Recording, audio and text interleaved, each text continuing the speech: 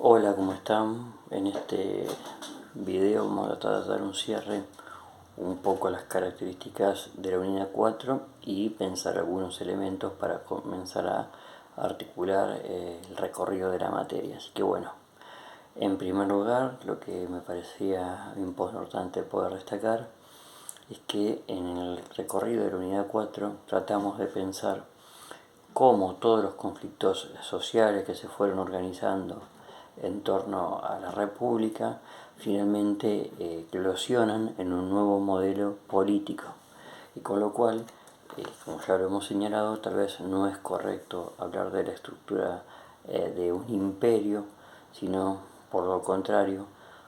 pensar el mismo más en términos de una organización que remite a una nueva estructura política. Es decir, esa idea del colapso de la República hay que pensarlo más bien en torno a la conformación de un modelo más complejo que se estructure y se organiza en torno a este nuevo proceso de descentralización. Tanto en el periodo del dominado como en el periodo del principado, esa centralización, lejos de detenerse, va adquiriendo nuevas características y esto es importante para tener en cuenta como para dejar atrás esa contraposición entre una edad de oro propia del principado frente a esa idea de una edad de hierro del dominado, o luego la incorporación del cristianismo como religión oficial como parte de un proceso de decadencia, ¿no? Entonces, teniendo en cuenta estas variables, lo que necesitamos pensar es si es viable organizarnos en torno a otro tipo de parámetros, es decir, cuáles serían las huellas que podemos ver en ambos periodos, principado y dominado, para sacar las características principales que dan huella y marco a esta conceptualización que hemos utilizado, que es la de Imperio Romano. Entonces, en primer lugar, una revisión del orden político en torno a esta idea de orbe y urbe, ¿no es cierto? Roma como mundo, ciudad-mundo, y de alguna manera estructura centralizada del poder político, la idea de un poder político civilizado frente al caos bárbaro, pero a su vez de alguna manera también legitimado en su existencia del mundo de los partos arsácidas y los sasánidas, por un lado, y por otro lado la idea de que detrás de ese orden centralizado desaparece la idea de la conflictividad bélica, que se fue desarrollando en los siglos finales de forma más intensa de la República. La otra idea que hay que tratar de comenzar a pensar es la refundación del pasado en torno a la idea de un pasado mítico, legendario, que se replica y se reorganiza a través de la Eneida, por ejemplo, y de la obra de Augusto y de la reconstrucción de la ciudad a partir del siglo I después de Cristo. La idea de esos grandes reyes formados intelectualmente como filósofos, como es el caso de Marco Aurelio, o también el de Adriano, ¿no? Con una fuerte impronta cultural y intelectual helenística. Y claro, detrás de todo esto, toda la obra de un proceso de centralización de los geógrafos, ayudando a esta reconstrucción de ese mare nostrum que tiene que quedar como orbe y poder centralizado, legítimo,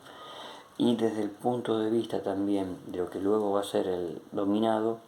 y ya estaba esto presente en la fase final del Principado, la idea de que Roma ya no puede expandirse, que tiene un control concreto del mundo conocido, que está rodeado por un mundo bárbaro, el Atlántico por un lado, el limes con los germanos por el otro, el enemigo iranio en el oeste, en el este, y hacia el sur, por supuesto, todo el desierto del Sahara y esos pueblos nómades que habitan en él. Ese orden civilizado termina de organizar el mundo. Y en ese proceso de organización también reviste una crisis que es la del siglo III, o al menos es un punto de debate, habría que pensarlo más como una transformación del modelo político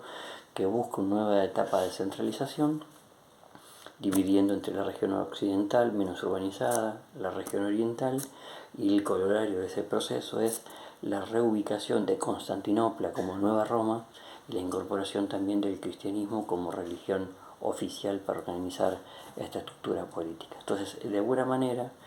el Imperio Romano va tendiendo hacia reajustar su centralización, y las causas del colapso de la región occidental hay que pensarlo en un conjunto de variables mucho más profundas. Entonces, teniendo en cuenta esto, lo que queremos pensar es que estas características del siglo I después de Cristo al siglo V-VI después de Cristo, donde se desarrolla el imperio, hay que pensarlas con un fuerte vínculo de continuidad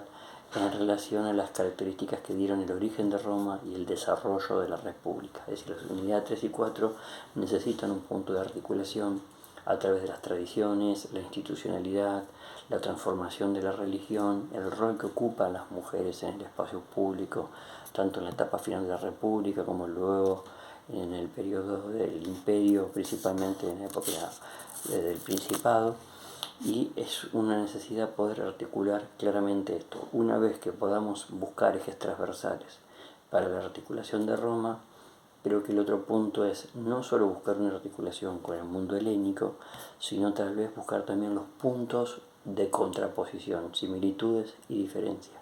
Es decir, pensar los dos proyectos políticos en una continuidad temporal, desde el mundo creto-micénico hasta Roma, como un proceso de integración y articulación del espacio mediterráneo, pero por otro lado, como objeto de estudios y de análisis, poder ver el recorrido histórico de Grecia con su propia especificidad y a partir de ahí buscar puntos de contacto y contraponerlo contra el mundo romano. Tal vez un concepto que puede ayudar es el de ciudadanía, el de imperio, el de pertenencia. Hay un conjunto de categorías que tienen que ser pensadas para buscar esa articulación. Y en ese lugar me parece que es muy importante que podamos hacer una contraposición en el sentido de que mientras la región griega tuvo una experiencia política de intento de articulación y centralización con Atenas en el siglo V, utilizando el mar como estructura estratégica, fracasó, y luego la centralización va a venir desde afuera con Macedonia, o mejor dicho, desde una región periférica pero que estaba integrada al mundo helénico. Acá, contrariamente en Roma, sí logra centralizar ese espacio mediterráneo e incorporar a esta tradición helénica, de la cual va a recibir muchas influencias. Entonces son estas consignas, estas preguntas las que tenemos que poder hacer. Integrar toda la unidad 1 y 2 en torno a una mirada clara del mundo griego, integrar la unidad 4 en su especificidad que no fue evaluada con la unidad 3 y buscar a partir de ahí los puntos de contacto que nos permitan pensar un eje transversal de forma diacrónica, pero también de forma sincrónica, tanto desde lo temporal como lo conceptual, los puntos de articulación y las especificidades en ambos procesos históricos. Con estos lineamientos va a ser posible organizar la instancia final, el coloquio que va a permitir cerrar la materia. Les mando un abrazo.